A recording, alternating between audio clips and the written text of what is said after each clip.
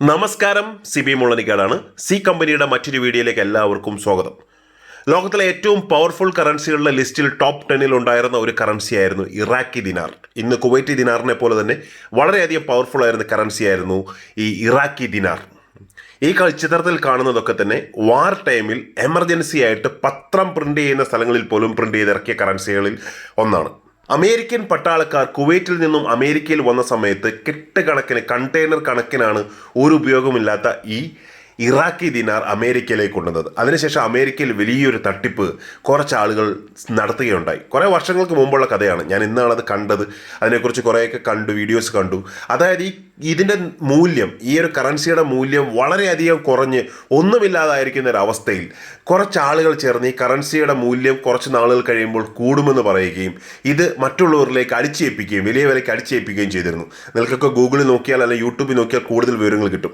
ഇതുപോലെ തന്നെ നടക്കുന്ന ഒരു സ്കാമാണ് തുർക്കിയുടെ പഴയ കറൻസികൾ, ഒരിക്കലും മാറാൻ പറ്റാത്ത തുർക്കിയുടെ കറൻസികൾ, അതുപോലെ തന്നെ ബ്രസീലിൻ്റെ കറൻസികളൊക്കെ തന്നെ ഇത്തരം തട്ടിപ്പ് സംഘങ്ങൾ ഇന്നത്തെ എക്സ്ചേഞ്ച് റേറ്റ് കാണിച്ച് പലരെയും കബളിപ്പിക്കുന്നുണ്ട്. ഇതിനൊക്കെ പിന്നീട് വലിയ വില കിട്ടുന്നു, അല്ല അതത് രാജ്യങ്ങളിൽ ഇതിന് വലിയ വിലയാണ് കിട്ടുന്നതെന്നൊക്കെ പറഞ്ഞാണ് പാവപ്പെട്ട ആളുകളെ പറ്റിക്കുന്നത്. ഇന്ത്യയിലും ഇത്തരം സ്കാമുകൾ ഒരുപാട് നടക്കുന്നുണ്ട്. ഏറ്റവും ബുദ്ധിമാന്മാരെന്ന് നമ്മളൊക്കെ കരുതുന്ന അമേരിക്കക്കാരെയാണ് ഏറ്റവും കൂടുതലായി പറ്റിക്കാൻ പറ്റുന്നത് തെളിയിച്ച ഒരു വലിയ സ്കാമാണ് ഈ ഇറാഖി ദിനാറിൻ്റെ പേരിൽ നടന്നത്. ഇത് സദാം ഹുസൈൻ്റെ കാലഘട്ടത്തിൽ ഇറാഖിൽ ഉണ്ടായിരുന്ന കറൻസിയാണ്. ഈ കറൻസിയുടെ ഒരു പ്രത്യേകത എന്ന് പറഞ്ഞു കഴിഞ്ഞാൽ അമേരിക്കൻ ഡോളർ പ്രിൻ്റ് ചെയ്യുന്ന അതേ പേപ്പർ ഉപയോഗിച്ചുകൊണ്ട്, ഈ പേപ്പറിൻ്റെ പ്രത്യേകത ഇത് കോട്ടൺ മിക്സ്ഡ് പേപ്പറാണ്. അതായത് ഇത് കത്തിച്ച് കഴിഞ്ഞാൽ നമുക്കൊരു ഗ്രീനിഷ് കളറായിരിക്കും കിട്ടുക. ഇത് കത്തിച്ച് നോക്കണ്ട.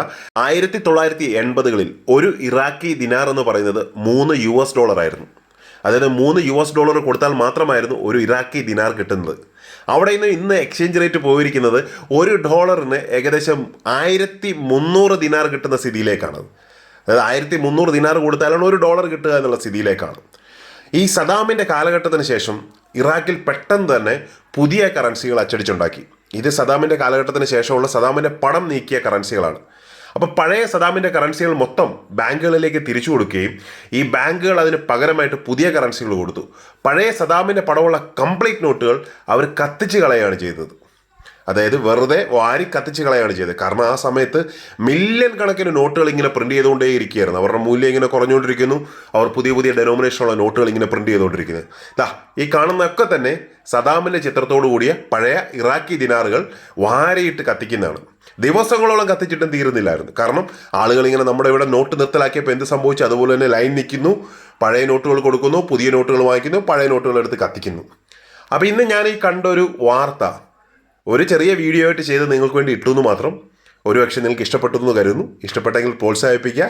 Keep watching. Thank you very much.